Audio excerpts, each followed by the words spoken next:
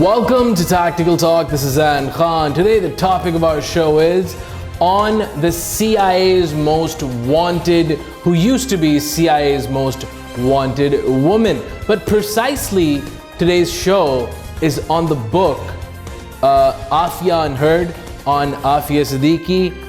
The author of the book is Barrister Dawood Ghazanavi. You can find the book on Amazon. Joining us today on our show, the author of the book, Barrister Dawood Ghazanavi, and also joining us from Washington, D.C., Michael Kugelman, who is the Deputy Director of the Asia Program and Senior Associate for South Asia at the Wilson Center. Welcome to our show, Barrister Dawood Ghazanavi. This is Zain Khan. It is a pleasure having you on Tactical Talk. Thank you very much. Welcome to our show, Michael Kugelman from DC. It is a pleasure having you on Tactical Talk. Well, thank you, Zain. I really appreciate you having me on your show. It was a pleasure. Barrister Dawood, before I get to you, I want to talk to Michael and discuss this book with him. Is that okay? Yeah, that's fine. It's okay. Michael Kugelman, first question. How did you engage in reviewing the book Aafia Unheard by Barrister Dawood Ghazanavi? And did you like it? How did you find it? Well, I've always taken an interest in the Aafia Siddiqui case. I've written on the case in the past, and what has always struck me as so interesting is that she is perceived so differently in Pakistan than she is here in the U.S. I mean, in Pakistan, as you know, she gets a lot of attention. Her case gets a lot of attention. She receives a lot of sympathy from many Pakistanis, whereas in the U.S., people don't really talk about her at all. And to the extent that you hear about her, it's that she's essentially an unrepentant terrorist that deserves to be in jail for the rest of her life. So there's that sharp difference in perceptions, which I've always found interesting. And so I was happy when approached to review the book. I was happy to do it. I think it's very well done, the book, particularly because it's a controversial case. It's a polarizing case. And yet Dawood, in his book, he really lays things down in a very neutral, patient fashion. I mean, he is a lawyer, of course, so he presents the legal case, I think, in a very neutral and balanced fashion, which is the best way to present such a controversial and polarizing story, to try to be as balanced as possible. And I think he does a good job of that. Michael Kugelman, during your talk alongside with Barrister Dawood Ghazanavi on his book at the National Press Club, DC, Washington, D.C., in November 2019, you shared information from an Afghan journalist, Vahid Mazda, who claimed that Aafia's name has been added in the U.S. Taliban peace negotiations. Now, today, the peace accord is going to be signed on the 29th February 2020, today.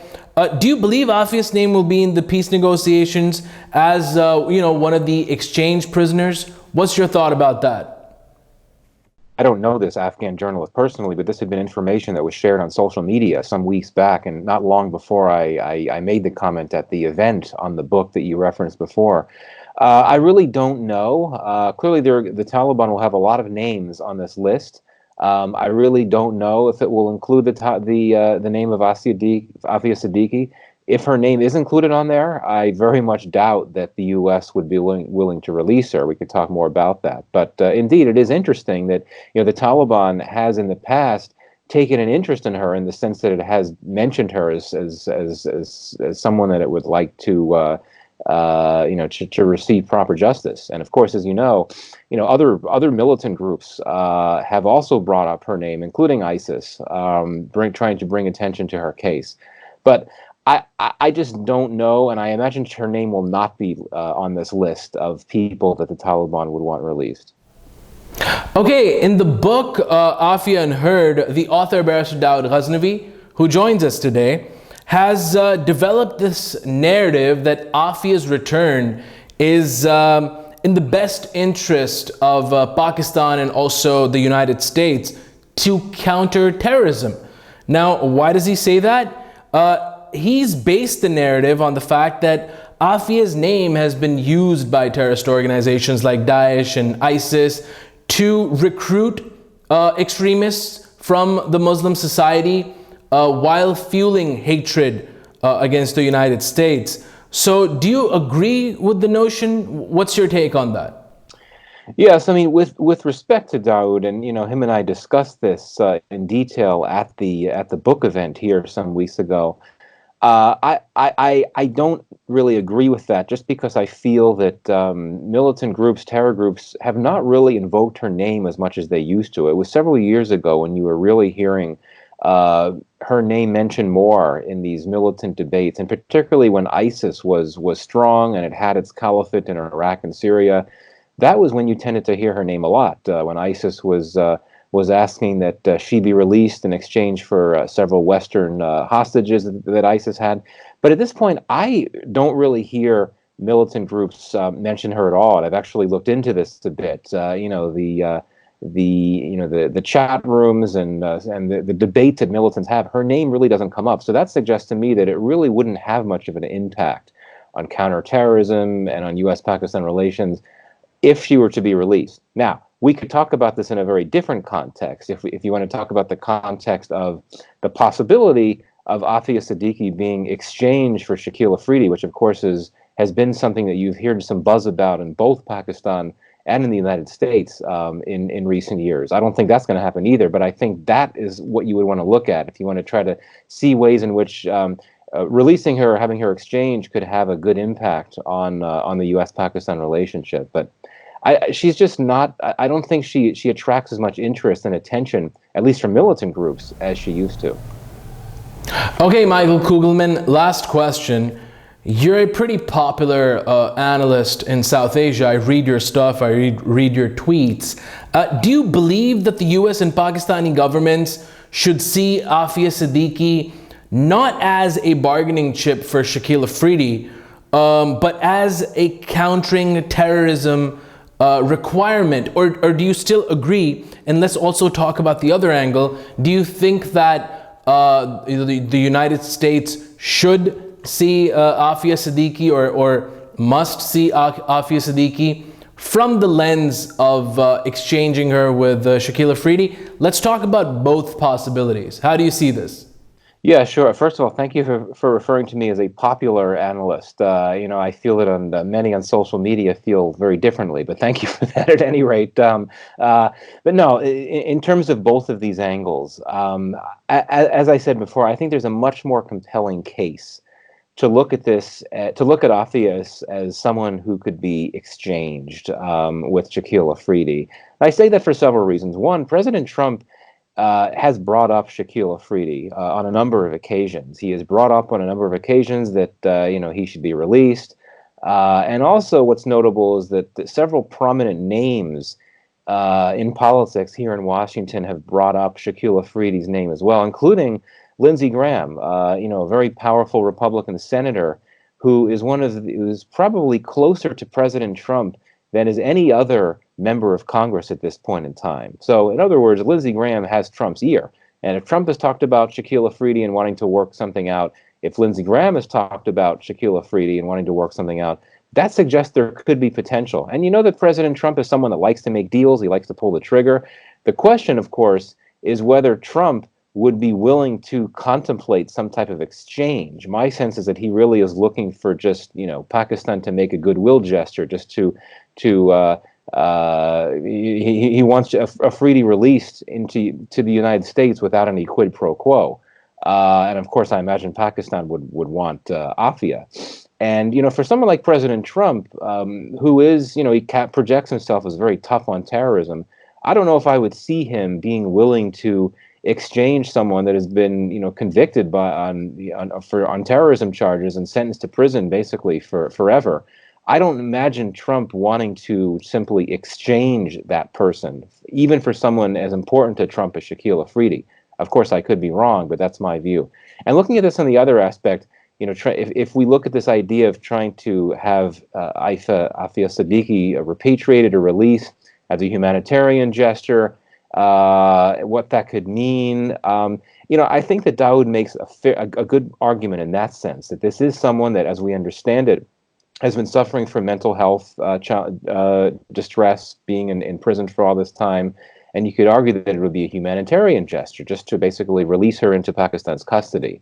And given that the U.S.-Pakistan relationship has improved in recent months, particularly as Pakistan has helped the U.S. facilitate talks with the Taliban, that provides, an opportunity that the mood is better and that perhaps it's the right time for the U.S. to reciprocate, so to speak, Pakistan's assistance in Afghanistan with some type of gesture of its own. And you could argue that maybe releasing Aafia Siddiqui could be that, or sending her to Pakistan.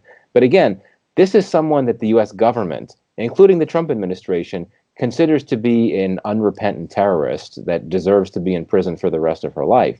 So I think it may be a hard sell, a tall order, to assume that she could be released. But getting to this issue of final point, whether releasing her would be a victory for counterterrorism and could sort of push back against terrorist narratives and so on.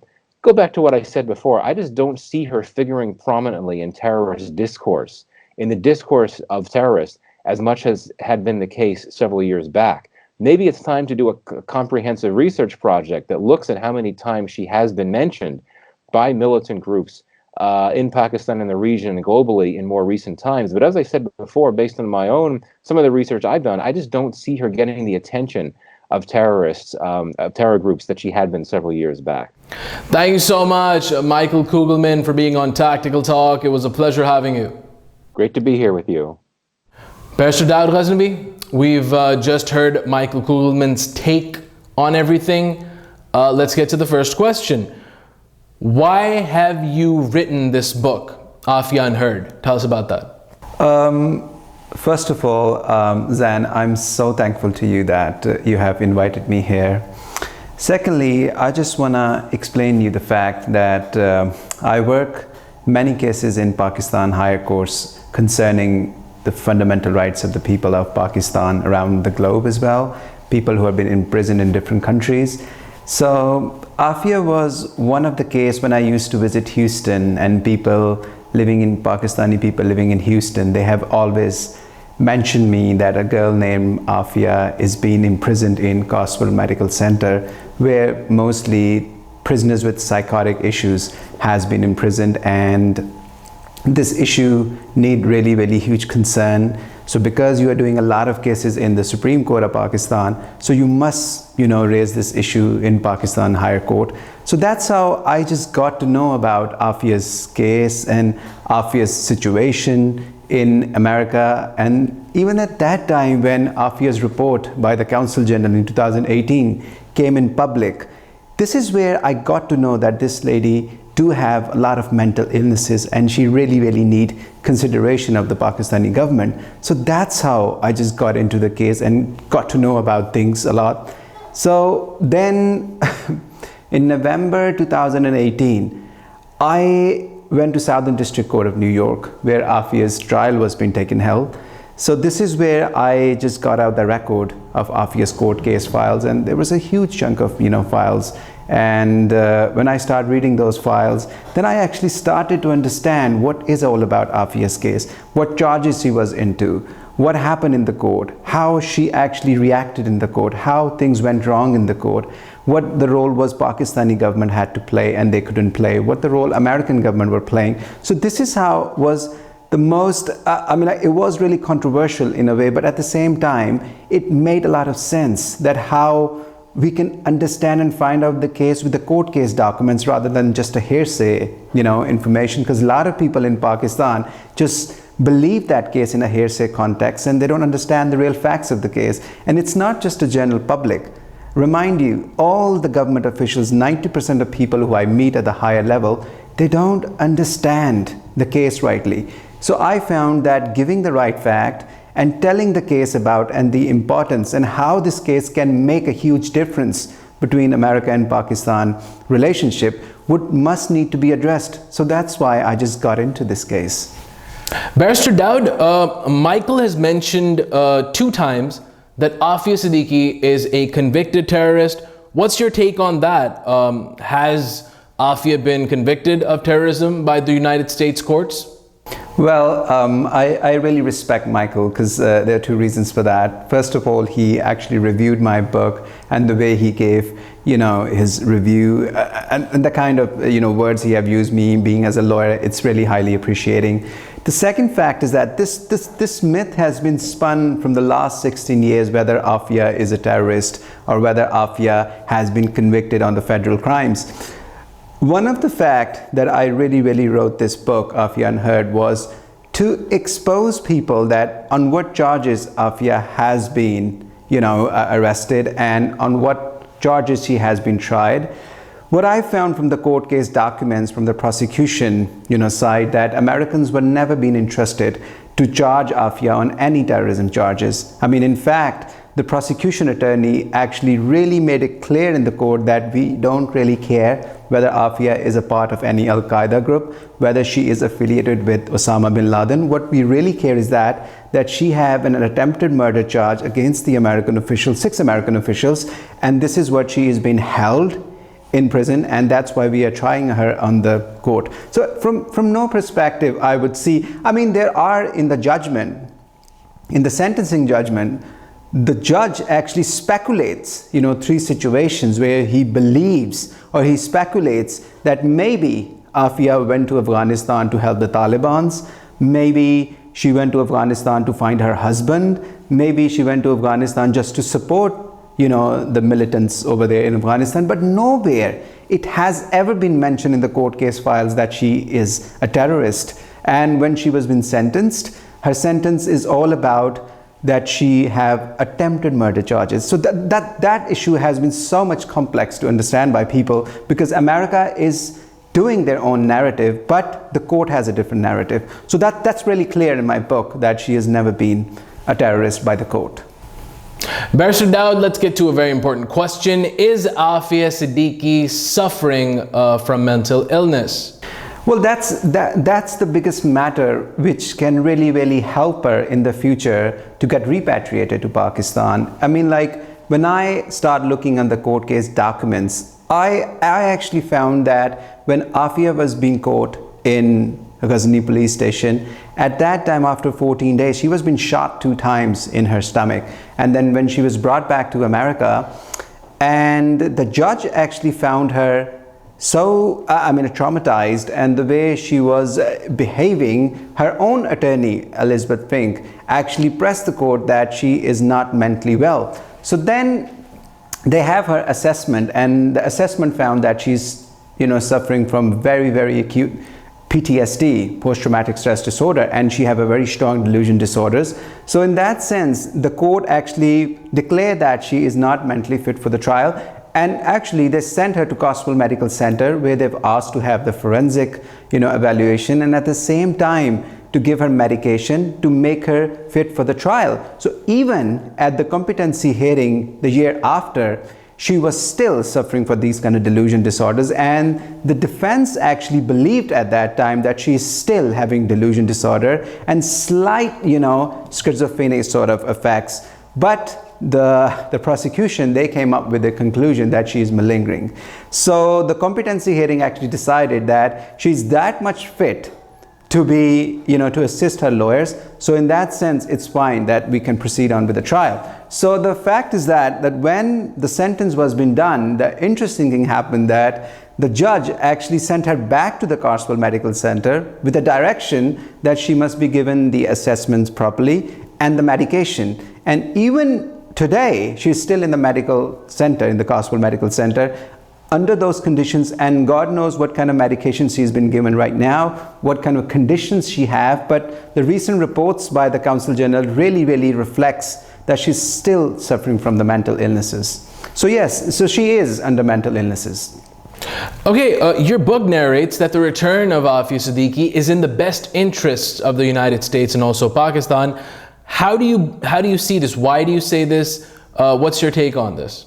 I actually still hold this narrative, because remember that thing, that I'm a person who has lived in the West for half of my life, and now I'm based in Pakistan and regularly visit America and England. So what I see Aafia being, as a person, being sympathized by the Pakistani public or Muslim around the globe.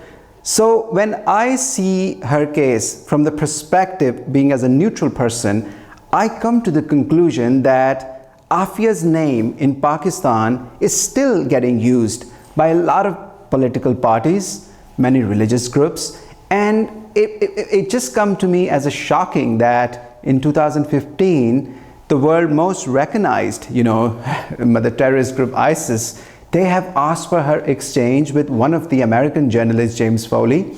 That was a huge thing, not to consider that she's that much of a relevance of a person, but try to understand this fact that today is a very historical day that America are signing deal with the Taliban for a peace accord.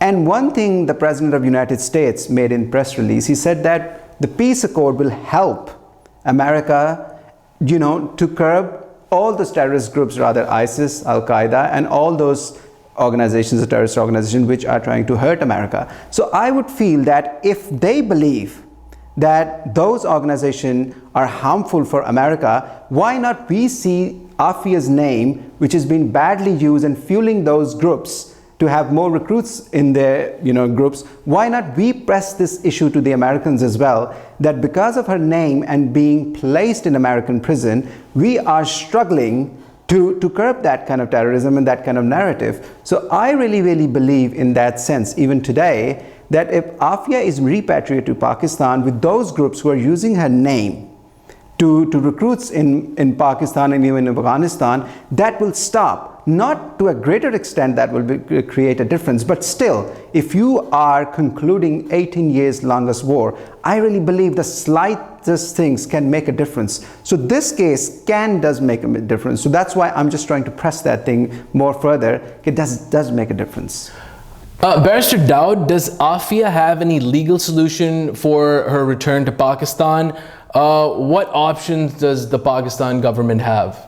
Well, when I wrote this book, and the fact is that at that time, because Aafia has exhausted all the legal avenues which she had in American courts, so I found in my conclusion that the only way out is going to be to talk to Americans, senators, and try to convince the Pakistani people to find out any political solution. And whenever I used to talk with them, they always used to press Shakil Afridi exchange with Aafia, which I found from the Pakistani perspective, they have their own political interest to keep that person because of the charges he have, and from the State Department perspective, what charges Aafia Siddiqui had. So I found it really struggling to convince both parties that what can it be done to repatriate Aafia. But one of the greatest things which I found, and it came as an opportunity for us, was when I met Charles Swift, who was her attorney in the trial in 2010, and I just actually asked him, I said, is there any avenue for Aafia through the courts that she can be repatriated to Pakistan? So he actually came with an idea that there is one statutory grounds, and that is compassionate grounds. In compassionate grounds, we're going to use Aafia mental illness as a reason to get her sentence reduced by the court which has actually sentenced Aafia. So this petition will be moved by Pakistan to the Attorney General of the United States, and if he get convinced that Aafia is really suffering from mental illnesses, which we can do by getting her record from the prison where she's in prison and having that private assessment, and if that effects comes up that she is really having an extreme sort of mental illness, that will become an excuse for us and as a reason for us in the American court to reduce her sentence. So I really believe the compassionate ground sentence, this compassionate ground release, is one of the reasons we can have to repatriate her. And for that, I have written the letter to the Prime Minister of Pakistan that this is how the procedure is going to work, and I really hope that the government of Pakistan will consider that letter and we can find a solution for a woman for that long time, and that will help both countries in a very prospective way, because America need to understand that if they're ending the war in Afghanistan, they should understand this thing, that to make their image stronger in Pakistan, and this will help the relation getting better. So that's what I believe. Barrister Dawood, I want to get to the last question. We just spoke to Michael Kugelman. He disagrees with you on this main point, and I want your opinion on that. He sees Aafia Siddiqui from the lens of exchanging her with Shakil Afridi. What are your comments on that? I mean, what's your take? Should we see her from that perspective? Your take on that? I think so. What Michael believes is that when he see things from while sitting in America and understanding Aafia's case, which he does understand in a very strong way, I being in Pakistani public, I see Aafia's case in a very, very different way. The way people have sympathies for her, the way people still believe that America is responsible for taking over people to America without any reasons. That anger and that sort of resentment is still there. What I'm trying to do is that I'm trying to make the image of America better, at the same time having Pakistan perspective strong in the West, that we need our citizens back home and we need all those accord neutrally. I mean, like, it can never be done that you just simply get your interest higher than the other country interest. That will be very, very unilateral contract. What we need is that it must have some sort of bilateral agreement, in which sense we can curb the terrorism, we can have a positive image of America in Pakistan, so that in that sense the hate and anti-Americanism needs to be stopped. So I think this case itself will hold ground strongly if we really make this effort strongly on legal basis. I would not go to the side of this political side, because I don't know the interest of the both countries. Being as a lawyer, I believe there is an avenue, and that is compassionate ground avenue, which both countries need to consider, just for the interest of both of the countries. Thank you so much, Barrister Dawood Ghazanavi, for being on Tactical Talk and discussing this topic. Thank you very much, Zain. Thank you very much. This was Michael Kugelman, a senior geopolitical analyst, and also Barrister Dawood Ghazanavi, who is a lawyer and also an author, discussing the topic of Aafia Siddiqui, but precisely Barrister Dawood Ghazanavi's book, Aafia Unheard.